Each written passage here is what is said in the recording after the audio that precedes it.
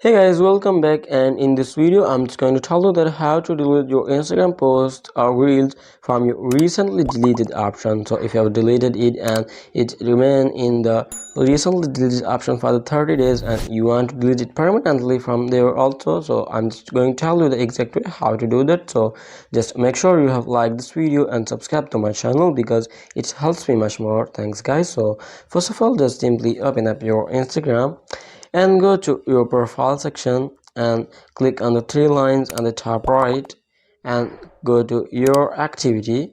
So that's where you can easily find the option of recently deleted. Just simply tap on recently deleted option, and then here it will show all of your recently deleted posts or reels. So if you want to delete them, just simply tap on that particular reel or post.